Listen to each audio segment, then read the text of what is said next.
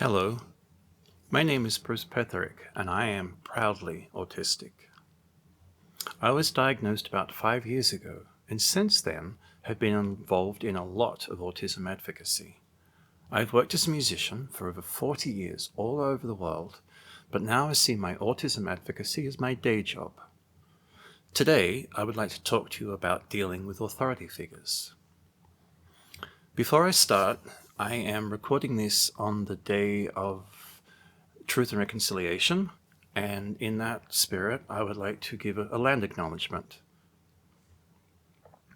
In a spirit of reconciliation, I acknowledge that we work, live and play on the traditional territories of the Blackfoot Confederacy, the Siksika, the Kainai, the Piikani, the Tsuut'ina, and the Stoney Nakoda Nations, and also the Métis Nations Region 3, and all people who make their homes in the Treaty 7 region of southern Alberta.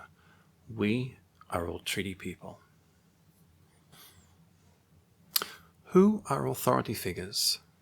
For this presentation, I considered government officials, judges, teachers, or professors, but I'm going to use the police as the example here. The tips I give today are relevant for any interaction with an authority figure, and I hope these will help you make these interactions easy to negotiate. Unfortunately, I grew up during my teenage and early adult years in an area where many of the police were corrupt. As I got older and learned of the corruption through friends and also personal contact with the police, and later as corruption inquiries were created by the government, I became less and less trusting of the institution. Fundamentally, I strongly believe in law. I am autistic after all, and highly respect what police officers do and that they endanger themselves to protect the public. I have just experienced times when my trust in them have not been reciprocated. Funnily enough, I am now related to one active police officer and one retired officer. My friend, whom I shall call V in this presentation, has recently started to inform people of his autism discovery. He has known he has been autistic for several years, but is only now starting to feel comfortable sharing this with some people. He is at the very early stage of his autism discovery and is learning things about himself and autism daily. V is an actor and was, over the summer of 2021, offered a role in a show in a rural part of the province.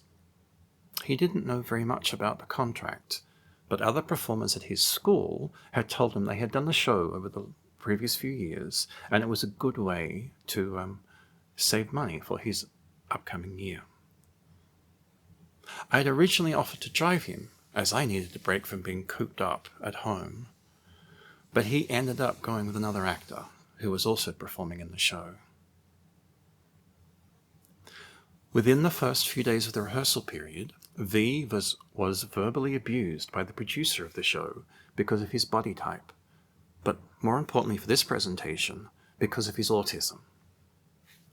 When he started to challenge this producer, the producer told him that had been a teacher for 30 years and knew all about autism, and that they also didn't think autism was a disability.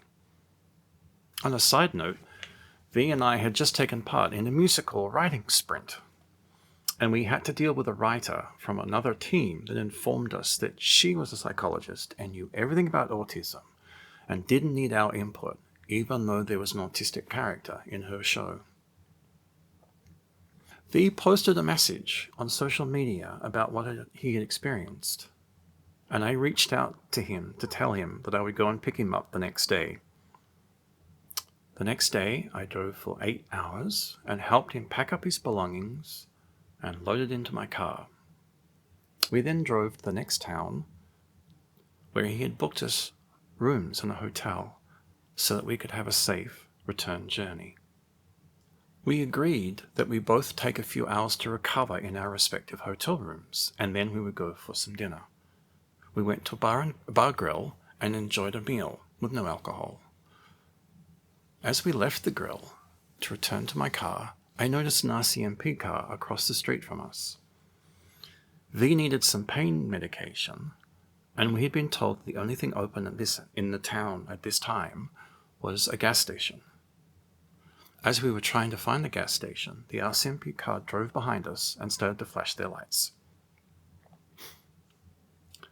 I safely pulled over and waited for the RCMP officer to come to our car.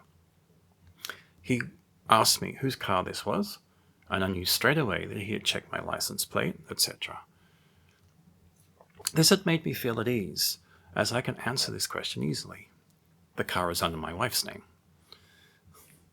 He then told us that we had been driving suspiciously, which I must admit we probably were, because we were lost in the town I'd never been to before, and I had not memorized the downtown map yet. We quickly told him that we were lost, that V needed pain medication, and that the servers and the girl had told us to find a certain gas station. The officer helped us with directions and wished us a good evening. Although the officer was totally professional, I was still anxious with the exchange, especially as I had driven a long distance that day. What I didn't realize, that V was stimming and very anxious.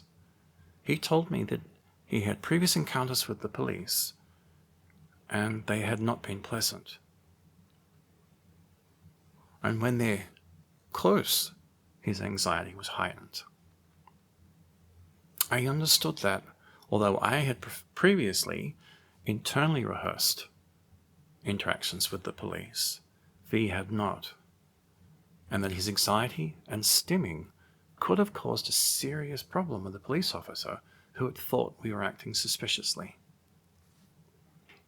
In this situation, I am in no way blaming the RCMP officer. They were completely calm and professional, but I can now see that there could have been a dangerous escalation. I have had very little interaction with the police since I moved to Canada 20 years ago, but I've had to rehearse social interactions or scripts many times just in case of this eventuality. In truth, I basically research and prepare for every social or professional interaction. Even with friends and family, I go through various conversational scenarios to be prepared before I enter the interaction. I admit that this confused a good friend of mine. He thought that this is what everybody did. Perhaps there's some neurodiversity there as well. My wife is sometimes nervous to travel with me outside the country because I can get very nervous talking to border control officers and often do not understand what their questions mean. For example, at our most recent trip to New York, I was asked, "Where are you coming from?" I answered, "We had just had breakfast in the terminal." My wife called out from the other side of the checkpoint that we were from Calgary. I had answered the question literally. I didn't understand the context switch. When I rehearse these interactions, I know that the authority figures want to know, for example, from which city or area that I'm traveling. But in the moment, I will first think of the literal answer. Even though I've traveled around the world and have visited many, many airports, I'm still very nervous when approaching these interactions. For adults on the autism spectrum, especially those of us who have lesser regular support needs, we need to be prepared for interactions with authority figures.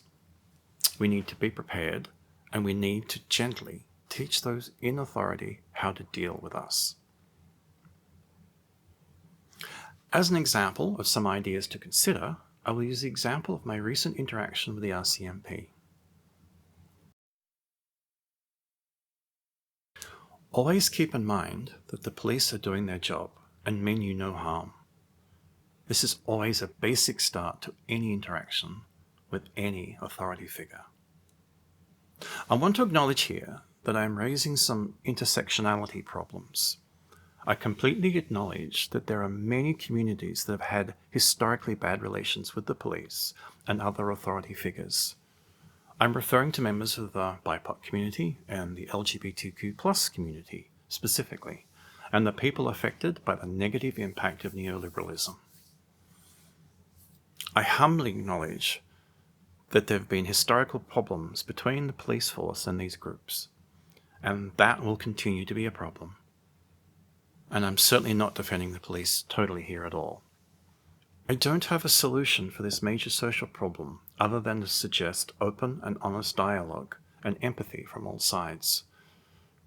If we are to live in a civilized and fair country, we must always start with the idea that the police are acting for our own and others' protection. I understand that this could be problematic, but we must start from a place of mutual understanding and respect. Always assume competency, just as we ask that everyone assumes our competency. Also, don't forget that you have legal rights within any interaction with the police. I am certainly not a lawyer, but it would be a good idea to perhaps read the document the Canadian Civil Liberties Association publishes on their website, and I'll put the link with the PDF. Center yourself. Anxiety or anxious moments are part of our shared experience. When we are not in control of a situation, or in a new or relatively new situation, other feelings of anxiety start to appear. This is normal. This is okay. We have to allow ourselves to feel and respond to stimuli in a way that is comfortable for our own minds and bodies. In moments of anxiety, stimming will probably increase. Again, this is okay. An interaction with an authority figure is going to be a little scary. What I would suggest here is to find many ways to center yourself to help navigate these situations. For example, I follow a Zen Buddhist path at the moment. Just breathing helps me by being completely aware of my breath and my body. This is the historical basis of mindfulness as a Buddhist practice. Other examples to help you in these sort of situations would be stimming or fidget tools, of course. Perhaps recalling a calming image or moment in your life. Another idea might be to focus on a part of your body, say for example your left foot, and think about exactly how your foot feels. Is it hot or cold? Is it sore from being inside a shoe? Are your toenails too long? I am a big proponent of getting action cards printed to be stored in your wallet. On the card, print some text such as, "My name is Bruce Petherick, I'm autistic, and sometimes have problems with verbal communication when I'm anxious."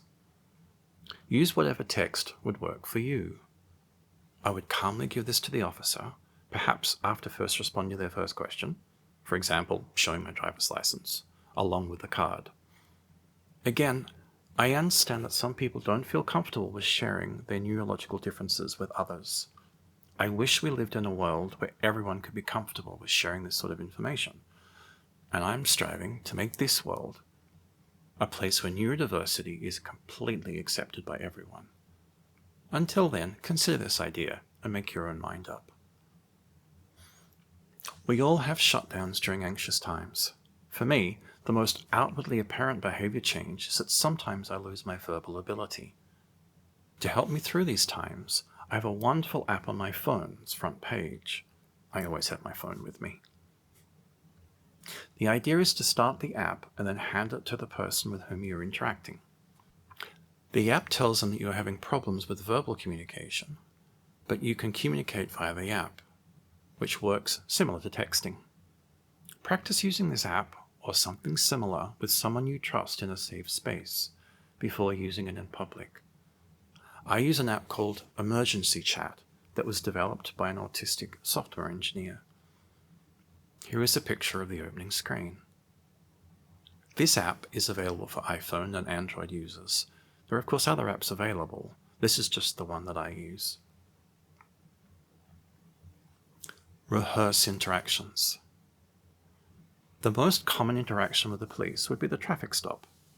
In a safe space, go through the steps that you would go through for a traffic stop. What's the first thing they're going to ask you? For your driver's license? If you're not in your home province, the officer's going to notice that. Where is your home? They also might want to see registration and insurance information. Where is that? Where do you keep it in your car? Make sure you know what all these documents are. Practice how to tell somebody that you're autistic and what special needs you require. I tend to practice this script, or at least the outline, every time I'm driving. According to Dr. Peter Vermeulen, autism can be seen as context blindness. That is, a difficulty working what several stimuli mean in context when presented simultaneously. Working on scripts such as these will help give us this context and hopefully help us through the social interactions. If at all possible, normalize the interaction. If you see a police officer outside, not currently chasing a crook, talk to them. Tell them you're autistic and ask about their job and how they would react to asking an autistic person about something. I've always found that people love being asked about their work, especially if they work in the public. Trying to see both sides of this interaction is important. I thought I would give you an example of a possible script dealing with a traffic stop by a police officer. I'm going to use the experience for the RCMP officer as a framework, but we have to remember that these sort of scripts are only suggestions, and the actual interaction could differ from what we have prepared. The order of questions could change, or some questions may not be asked at all. The positive side of this is that we have had some preparation, so the experience will not be totally foreign and anxiety-inducing. Please feel free to use this script for yourself, but please make sure that you use your own language and phrases. You will feel more comfortable and confident in using your own words. I'm also going to assume that in this script I am not close to a shutdown. Preparing yourself for shutdowns is a topic for a completely other presentation. A note. As I was growing up in Australia, it wasn't mandatory to stay in your own car when an officer approached your vehicle. That situation has changed in Australia, and is definitely the case here in Canada and the rest of North America. Stay in your car unless the officer directs you otherwise. Also, make sure you turn your car off.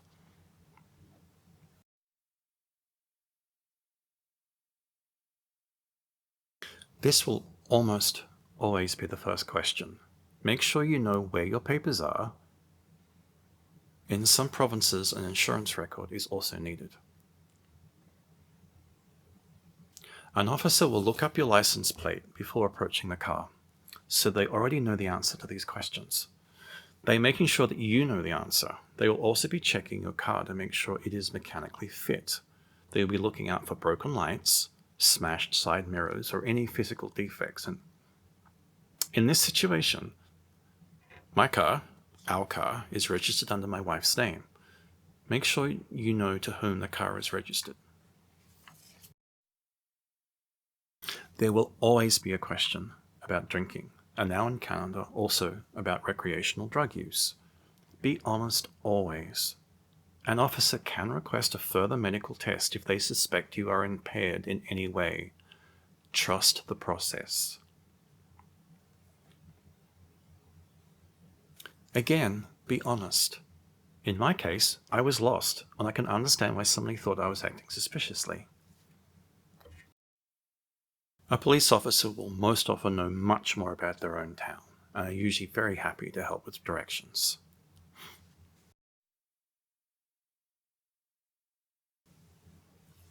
Be polite.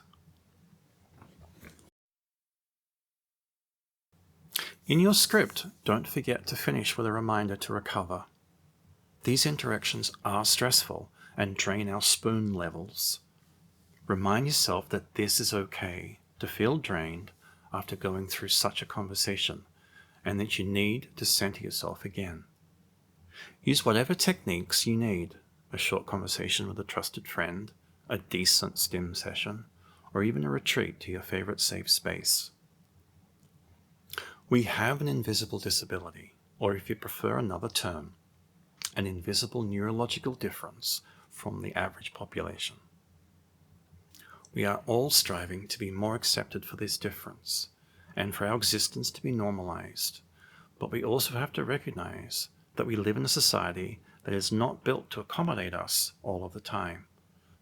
We need to do preparation work for many social interactions and some research. This will slowly change, but we all have to help in manifesting the change. Thank you for listening to my presentation. If you have any questions or suggestions, please feel free to email me. Thank you.